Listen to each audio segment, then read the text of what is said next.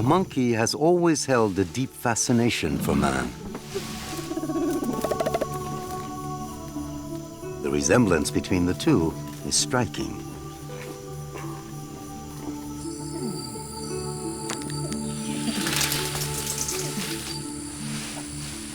The animal's facial expressions, attitudes, and obvious complicity with its own kind are totally reminiscent of human behavior.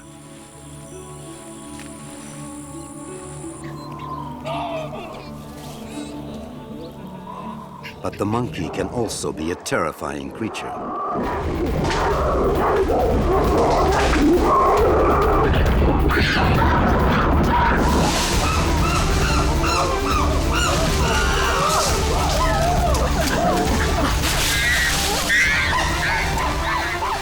He can be a fierce predator, capable of devouring members of his own species, and of demonstrating a trait usually reserved for man alone: cruelty.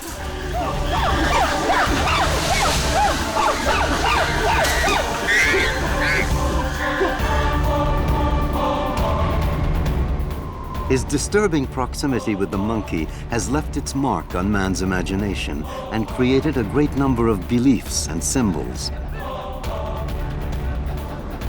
At Hindu temples in Bali, the monkey dance symbolizes the epic victory of Hanuman, the monkey god, a kind and brave divinity whose exploits are recounted in the Ramayana. In the Dandaka forest, Rama the king reigned peacefully at the side of his wife, Queen Sita, the most beautiful woman in the world.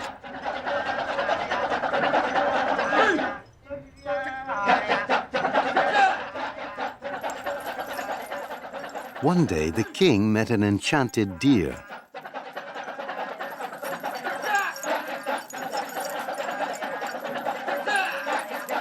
He decided to hunt it down, and before long was far from his kingdom.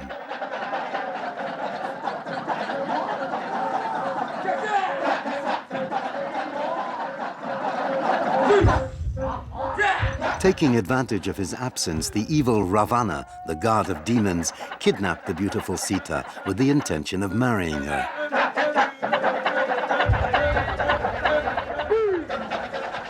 He succeeded in removing her from the magic circle where she had taken refuge.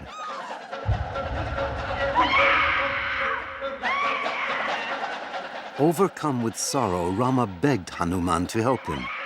The monkey god raised an army and, without hesitating, entered the kingdom of darkness reigned over by the feared Ravana.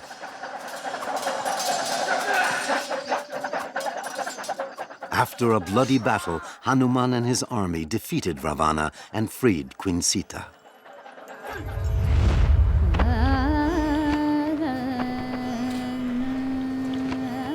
Ever since, the monkey has been a venerated figure in the Hindu religion. In Bali, Indonesia, and in India too, as in the city of Jodhpur, located in the northwest of the country.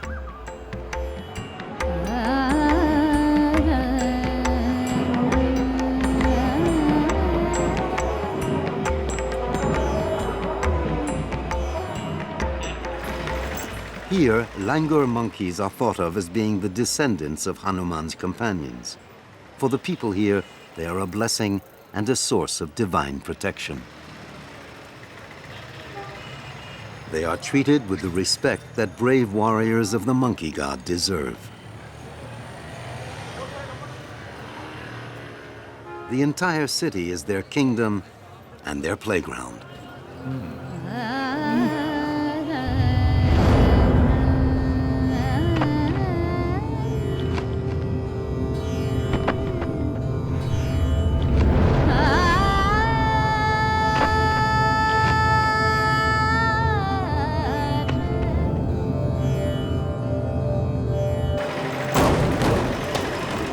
The langurs are given total freedom and behave like soldiers in a conquered land.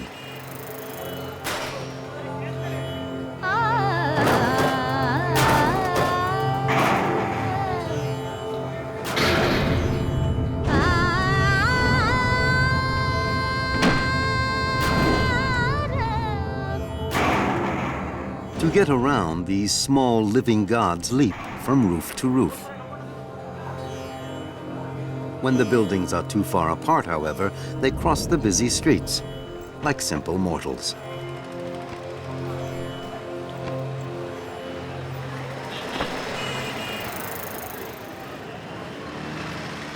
Only the kind glances of the passers-by betray their very privileged status. Jodhpur is the commercial center of an important agricultural region. Many of the inhabitants live off the sale of their fruits and vegetables.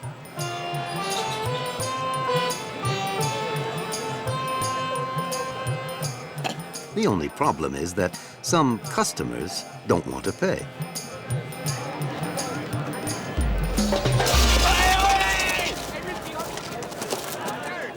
And yet, it's hard to complain. After all, it's an honor to feed the companions of the monkey god. Long ago, the langurs lived in the forest, but as it became smaller, the monkeys had to adapt to a new environment. City life has both advantages and risks. In Jodhpur, electrocution is the #1 cause of death among baby monkeys. Their mother is not the only one to cry. Covered with a shroud bearing the name of the god Rama, the animal is mourned with prayers, just as a human being would be. This ritual is meant to purify the soul and to prepare the animal for its future reincarnation.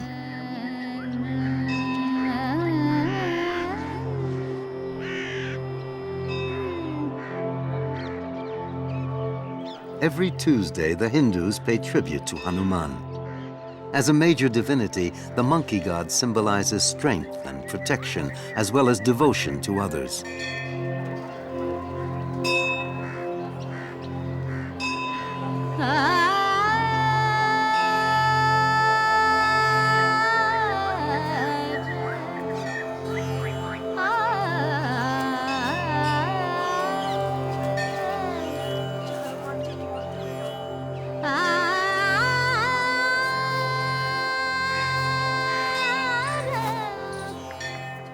Offerings are prepared in honor of Hanuman's soldiers who fought so valiantly at his side.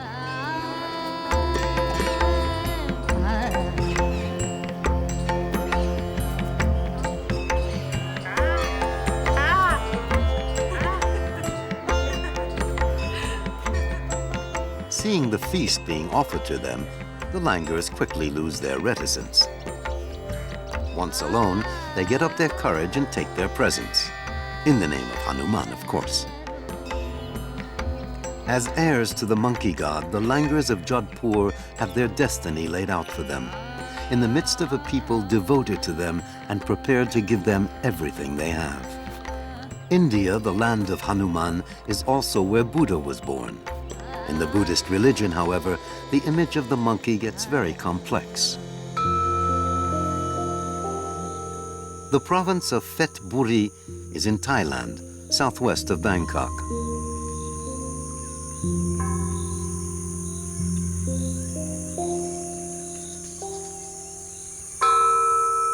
Here, the Temple of Cow regularly receives some surprising visitors, a group of red-faced macaques.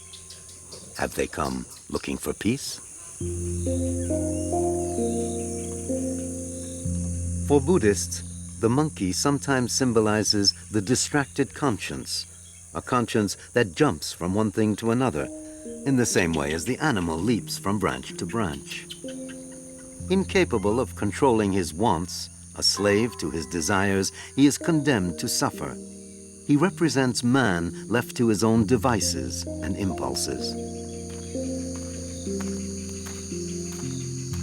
Tavara is a Buddhist monk.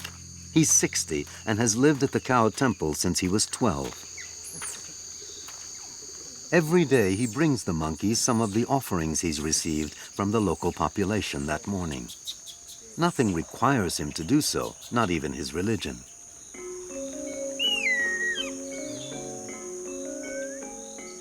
The monk is simply a friend of the red-faced macaques. .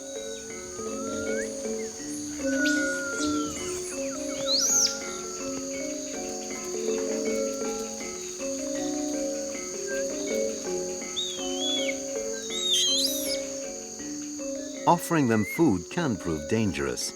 It creates competition among the monkeys, whose canine teeth are as sharp as a saber. Tavara, however, has never been bitten.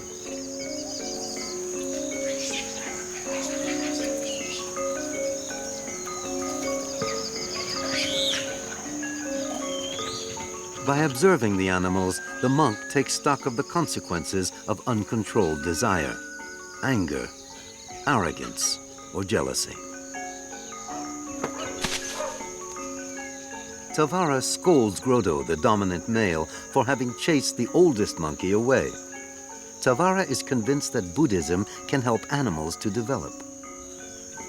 Thanks to his contact with the monk, U, the old monkey, seems to have acquired a form of wisdom and no longer behaves aggressively with anyone.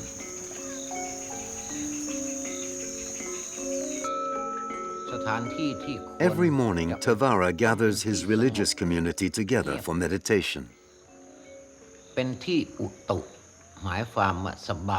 His goal is to discipline men's minds, which are as flighty and agitated as the monkeys that frequent the cow temple.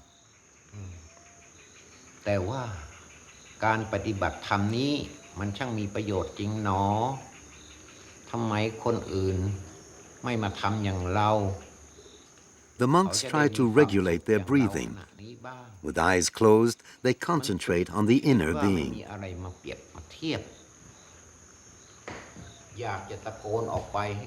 Little by little, their mind is stabilized and all suffering disappears.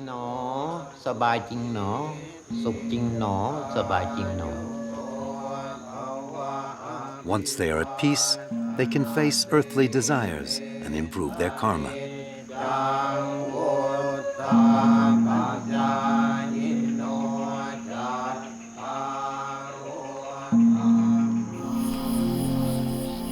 In the African imagination, the monkey is a multifaceted being. At times, he's the sacred ancestor of man. At other times, he's his rival or his ally. Above all, however, he's a source of food.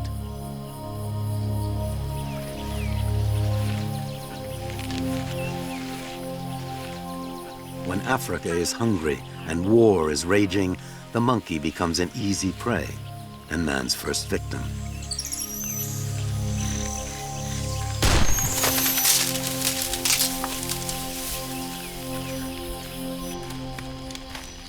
Great numbers of them leave the war zones and take refuge in the forest.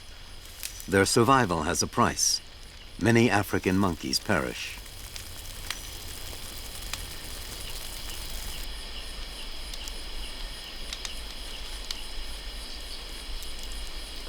When faced with starvation, laws protecting animals and the environment don't mean very much. They are concerns of people with full stomachs.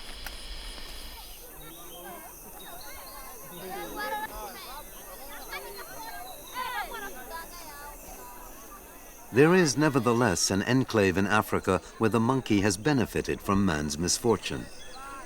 The village of Soko is located in West Africa at the border between the Ivory Coast and Ghana. Here, the monkey is sacred. Every day, young Akuang comes to feed Tobo, one of the monkeys in the village. He's managed to gain the animal's confidence, and they become friends.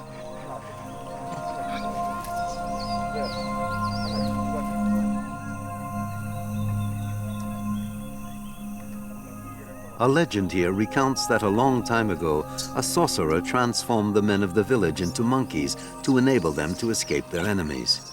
The tactic worked, but the sorcerer died before being able to return them to their human form, and they remain monkeys.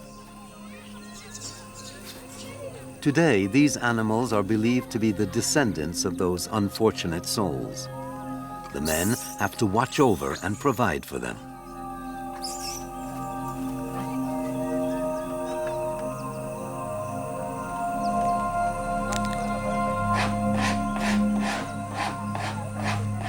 Monkeys are highly respected here and the object of a true cult. Statues of them decorate all the houses.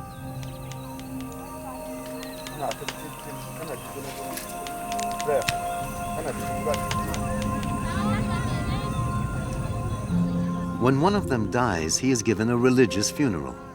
The villagers mourn the loss of someone dear to them, a friend, a brother. This monkey died by accident. It was Mikama's fault, and so the old man must seek forgiveness.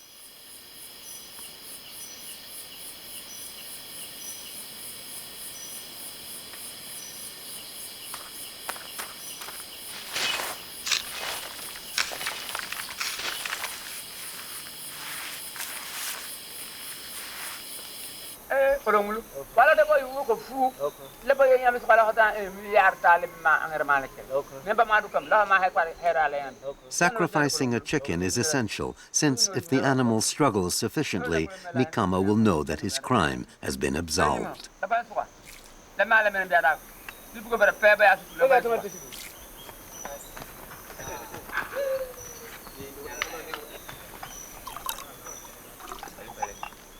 The ceremony would be incomplete without the drinking of an alcoholic brew meant to purify the earth, as well as the guilty. The other monkeys seem to be in mourning too and pay their respects to the victim. Here in the village of Soko, they live in peace with man.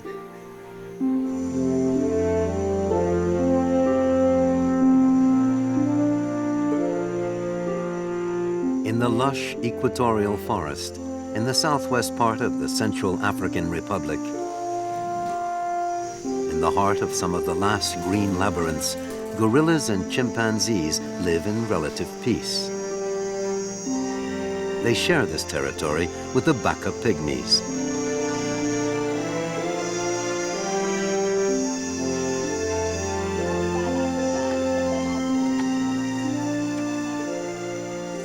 These apes play an essential role in Baka culture.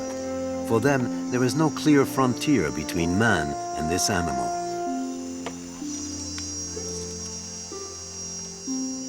The Bakas are hunters and gatherers. Their entire existence revolves around the forest.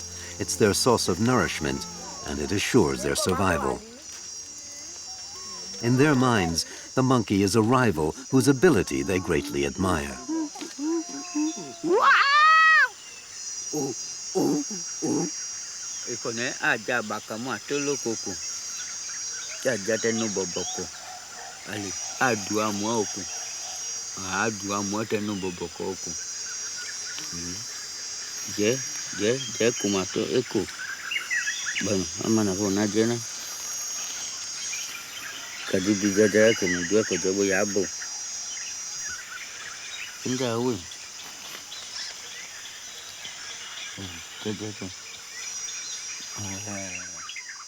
Likano knows that, like all Bakas, his son Ali can learn a lot by watching the monkeys. Ikaluna ibaka. Mbulomboto. Mbulomboto. Mumwe. Sikuwa jutoku. Iwa joku. Ikuwa jute nelewa siamu. Nelewa siamu oku.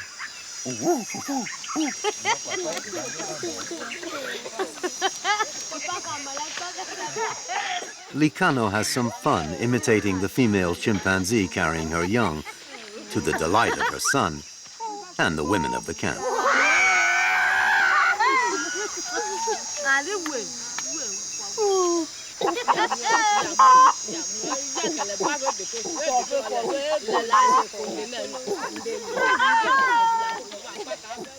The Bakas are not afraid of apes. They respect them, but they can also make fun of them as they would a member of their own tribe.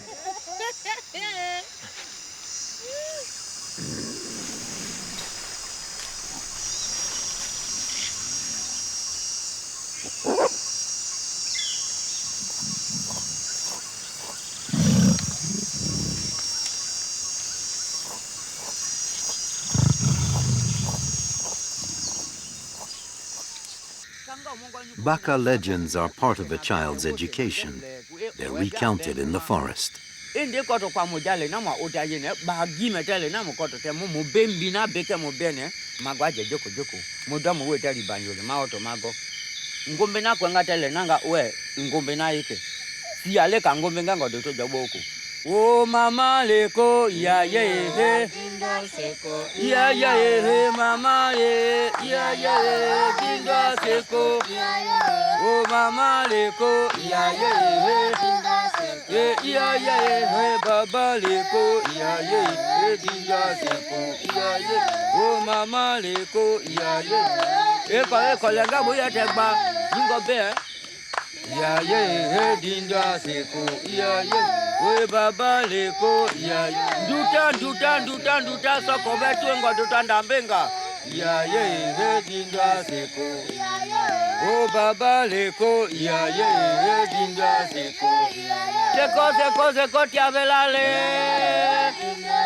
wo sakoto moka seko ba oya overtele te jwa yo kuna wo yake bonanga ba je ko belebe to tiabelale seko iya ye we baba leko iya ye we seko iya ye we mama leko iya ye we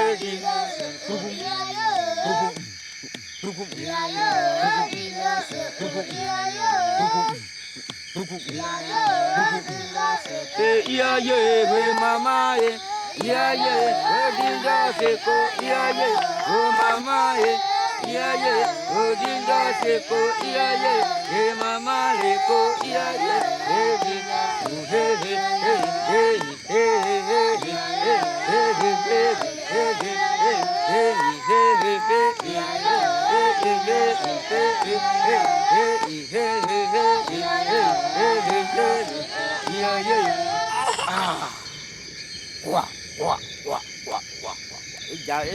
eja ndo akubudu mbanga mwakubu kwa malay tapo de kama mngone ko siku muduki na mngono sona pia kama ngoni kobe e munjale e mubongo ngogote mbya kono isasa sa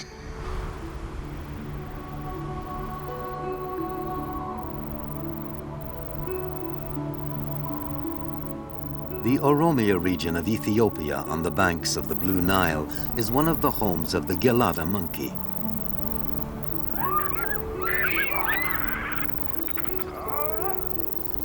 He's an herbivorous monkey and the sole surviving species of a group that was once spread throughout all of Africa. He lives in ravine-like plateaus full of rocky promontories where he takes shelter for the night.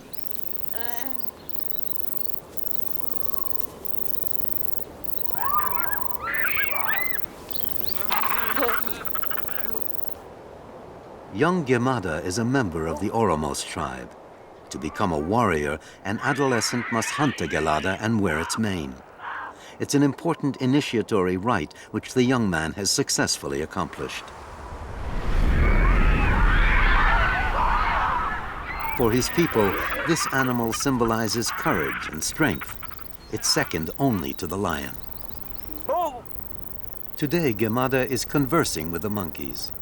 He imitates their sounds to gain their confidence and makes himself known to them. This ability will prove very useful when he's called upon to help his younger brother capture a handsome male. Since the Oromos only kill male monkeys, they use their fur as camouflage when they go out to hunt big game and as a costume during ceremonies.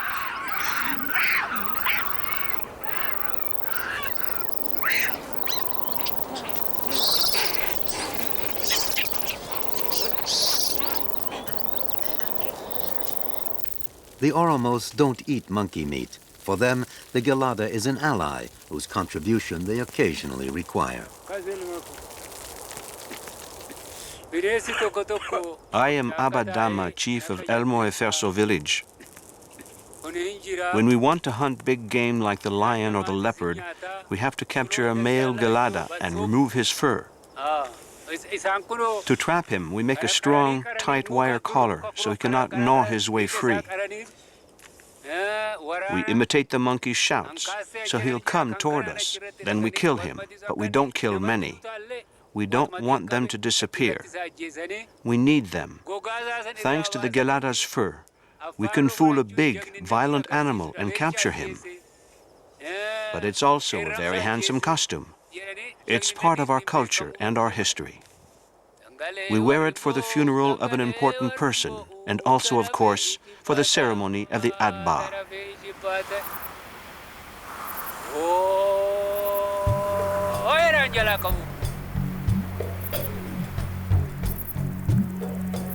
The Oromos believe in one god, Wakiyu.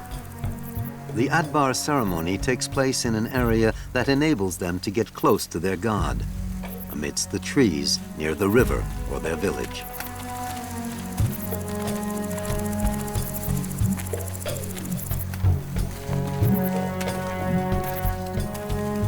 Wearing their galada fur, the young men demonstrate the love for their heroes in song. The women singing accompany them. The elders celebrate the heroic deeds of the past, fertility, and prosperity. The man is the focal point of an Oromo's family. He guarantees its survival. The men wear their banners on their shoulders, on which the king of animals appears, a symbol of their bravery. They have done their duty and protected their territory. They are at peace. The young men wear their headdresses proudly. Thanks to the galada monkeys, they are now warriors. Soon they will go and hunt big game and become heroes. Throughout their lives, they will strive to join their elders by fulfilling their obligations with dignity.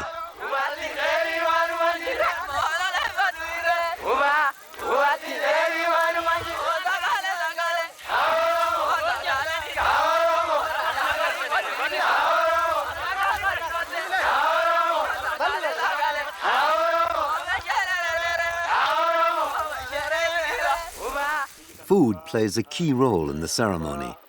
It provides a great deal of energy and consists of cereal, butter, honey, and spices. It's the same food that the hunters take with them when they leave for the forest. It gives them strength and courage, the same qualities as their galada allies.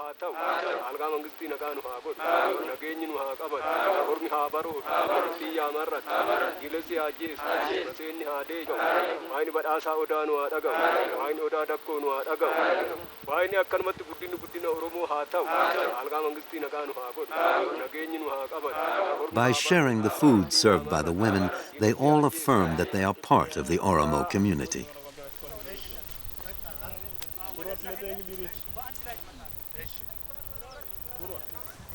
Next comes the moment of training for combat.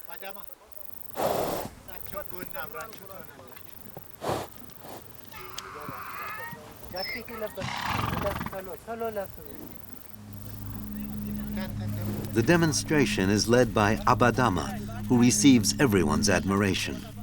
To emphasize his rank, the old chief is the only one permitted to wear a lion's mane.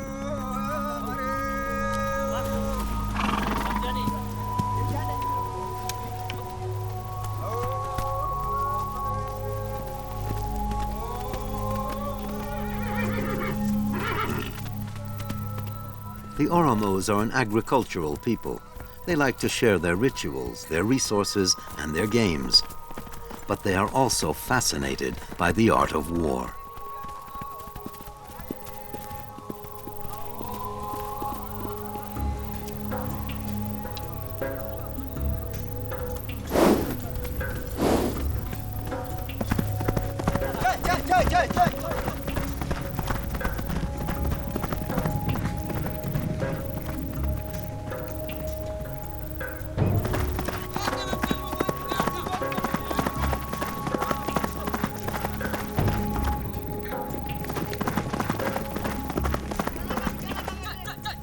Combat is a way of defending one's land, of affirming one's identity, as well as fiercely preserving the unique relationship that links them to the galada monkeys and which makes them real men.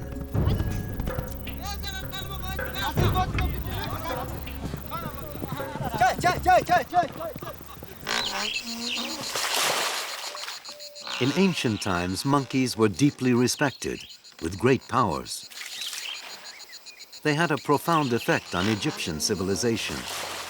In Thebes, cemeteries were built in their honor, and they were buried with great pomp.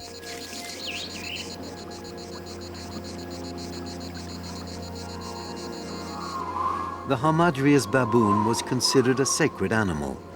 He welcomed the new day with his shouts, and the Egyptians made him part of the cult of the sun.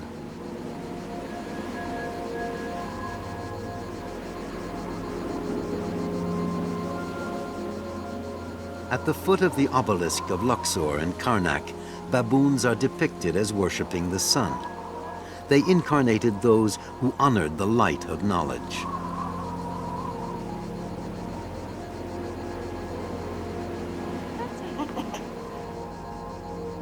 In ancient Egyptian art, the monkey is omnipresent in the form of jewelry, sculptures, bas-reliefs, and paintings.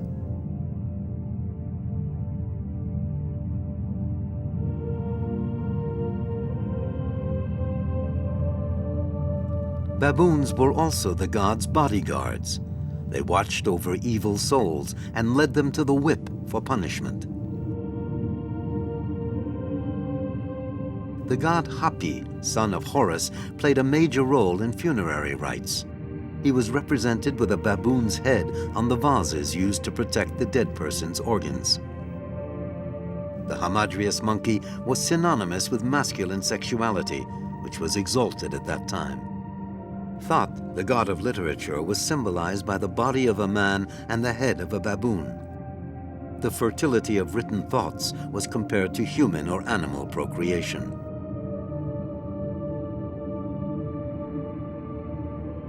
The Egyptians embalmed their dead, both man and monkey.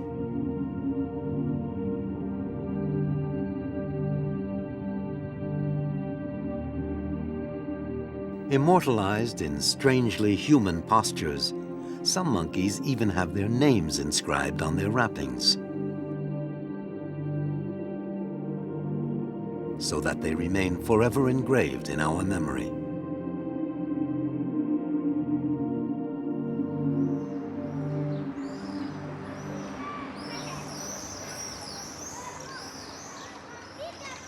In Western culture during the Middle Ages, the monkey's image was also powerful, but very negative.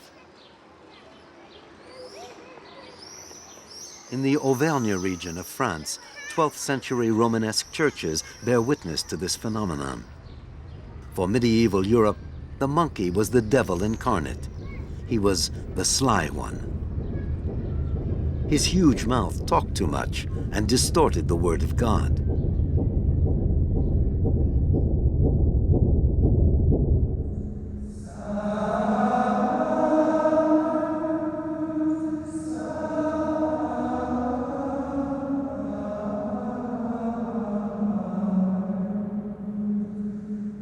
Some churches contain gargoyles, sculptures, or cornices with the tortuous faces of monkeys.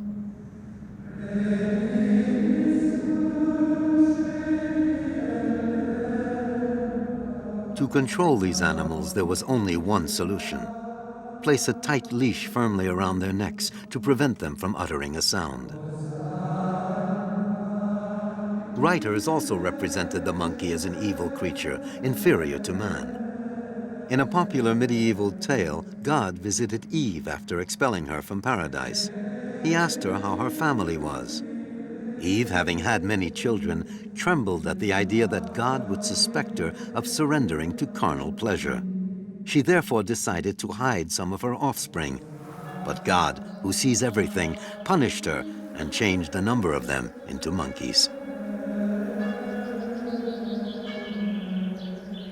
In today's Occidental Christian church, this symbolic and Manichaean vision of the monkey has become obsolete. He is no longer harmful and plays a fundamental role in the evolution of the species, an evolution which led to man. The church had no choice but to assimilate irrefutable scientific evidence which broke the barrier between man and animal. Fiorenzo Facchini is a priest who also teaches anthropology at the University of Bologna in Italy. Giovanni Paolo II nel In 1996, John Paul II, in a message to the Pontifical Academy of Sciences, recognized that given our scientific knowledge today, the theory of evolution is more than just a simple hypothesis. Si può parlare di teoria dell'evoluzione. All'uomo The branch that led to man separated from that which led to the ape, from a common ancestor. And so I think we've got to admit a certain kinship to the phylum.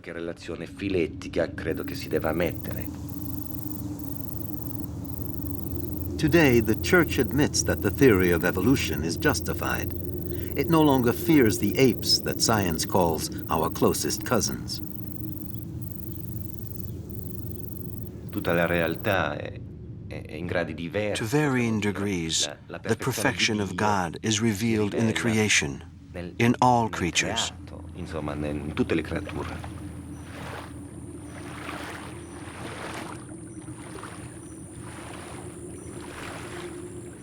In the 19th century, however, the English naturalist Charles Darwin created a major controversy with his work on the origin of the species.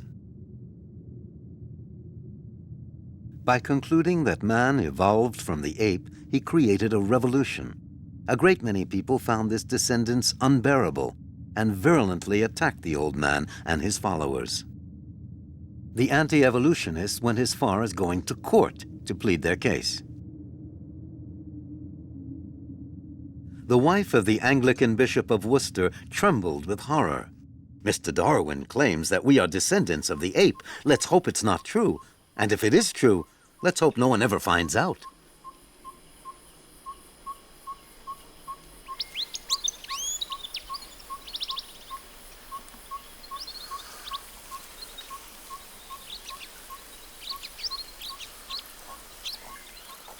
In time, the controversy began to lean in the direction of science, but the new image of the ape is still far from being accepted even today. Nowadays, creationism has a great many followers. In the United States, some Protestant churches vehemently deny the theory of evolution. For them, the similarities observed between the two species do not mean that they share the same ancestor, but simply that they share a common creator. And to justify the resemblance between man and the ape, they cite the ideas of Martin Luther. "I believe the devil lives inside monkeys and apes, which enables them to imitate human beings so well."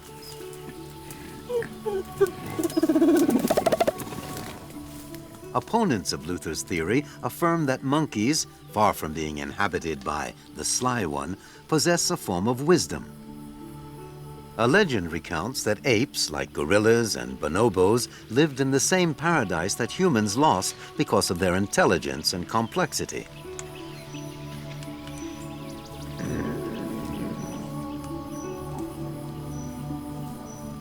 They are both powerful and delicate, terrifying but touching, a great source of inspiration and sometimes even the object of fantasies. An excellent example is the renowned King Kong, created by Hollywood in the 1930s. The trailer is quite clear.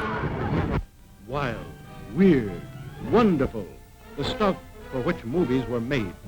Adventure, to make you wonder if it's true, while your eyes convince you that it is. Truly, the thrill of thrills. Don't miss it this time. Wild, weird, wonderful, the three main qualities of the giant gorilla capable of kidnapping a beautiful woman, not to devour her, but to... This is where the censor comes in. The producers had to cut the scene in which King Kong, with great curiosity, undresses his beautiful blonde victim. The new millennium seems to have retained its fascination for these giant apes. For Susan Block, a PhD and sexologist, the bonobo is a true cult figure. For her, he's more than just a model, he's an idol. As the word gets out that these creatures are not just very similar to us in the way that they look, in the way that they seem to empathize with each other as well as with humans, in their intelligence, but also in their sexuality, well, they're becoming really popular. They're becoming like rock stars in a way. The bonobos make love face to face, and all of the intimacy that goes along with that is enjoyed by bonobos, not just humans. They look deeply into each other's eyes. Sometimes they look to me like tantric sex practitioners. They're so intensely engaged in each other, and this is all because of making love face to face. And I call it making love because they look like they're making love. Dr. Block has even launched a philosophical movement inspired by the bonobo sexuality. What I call the bonobo way is the way in which I see the bonobos as making love and not war, using sex to diffuse violent tension, using the empathy that they get from their face-to-face sex and other erotic activities to keep the peace amongst each other. Ioran Stevens, a scientist at the Plankendale Animal Park, adds a bit of nuance to these declarations. Making love the bonobo way, it is a male presents to a female responds, then you have 15 seconds of sex and boom, that is it. It's also emotional and it's soulful. It takes up every part of you because you're an artist creating. You're making love like an artist paints a painting or a potter makes a pot. It's like eating for them or grooming, or it's just something they do without thinking it. I wouldn't call it making love. I would reserve that for humans.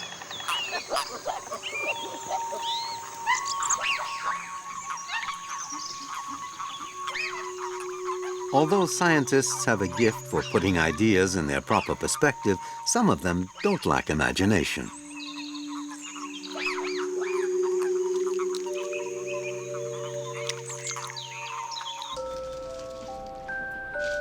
Kanzi is a bonobo who grew up under the guidance of Dr. Sue Savage Rambo. He's undergone a number of IQ tests and understands English perfectly. Okay, now get the monsters. Get them. And take the cherries too. Now watch out. Now you can chase them again. In their eagerness to evaluate the apprenticeship qualities of the ape, aren't scientists running the risk of going beyond their role of observers and influencing the animal in order to get the result they want, so that one day the animal can actually speak and finally tell us what it's like to be a monkey?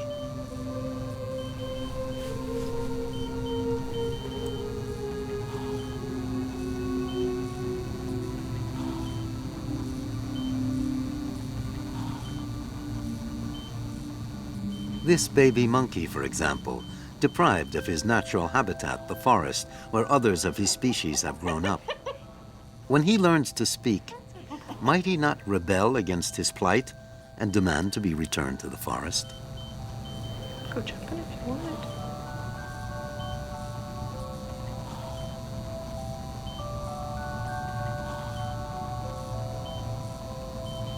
That's a good boy. Go jumping if you want.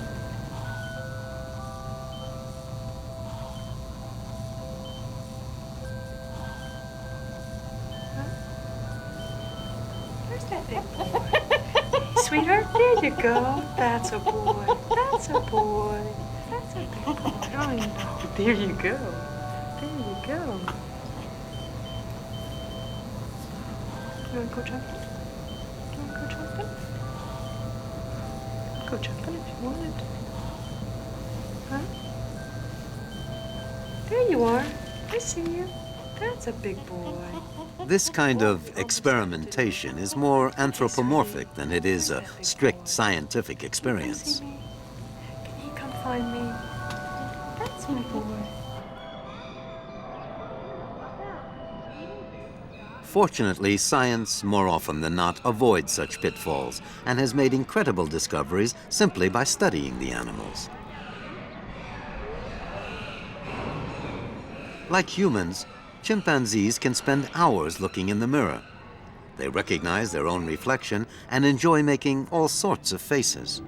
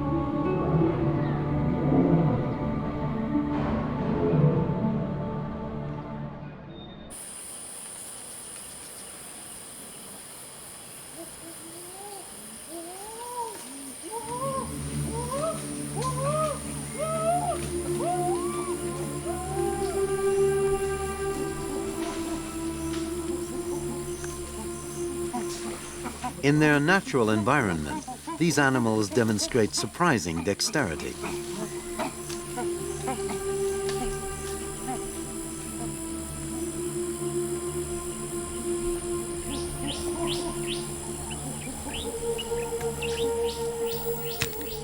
This is especially true in their handling of tools, a trait which for a long time defined the human species only.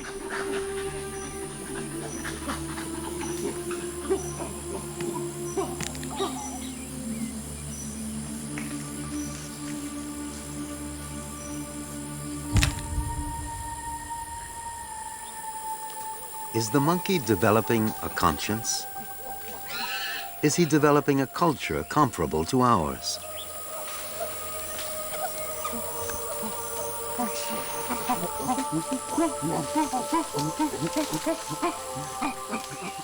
Will the monkey come down from the trees again, not to become human this time, but to take the place it's worthy of, and make man suffer the terrible treatment that was once inflicted on him? This is the frightening perspective invoked by Pierre Boulle's novel The Planet of the Apes and the ensuing and highly realistic film adaptation. Beware the beast man, for he is the devil's pawn. Alone among God's primates, he kills for sport, or lust, or greed. Yea, he will murder his brother to possess his brother's land. Let him not breed in great numbers, for he will make a desert of his home and yours. Shun him. Drive him back into his jungle lair, for he is the harbinger of death. The Forbidden Zone was once a paradise. Your breed made a desert of it ages ago.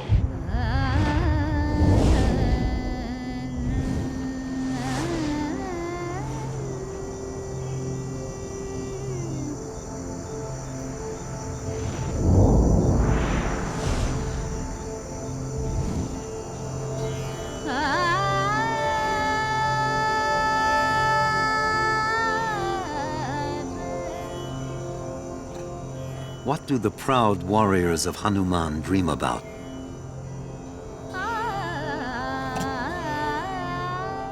The coming of a new world?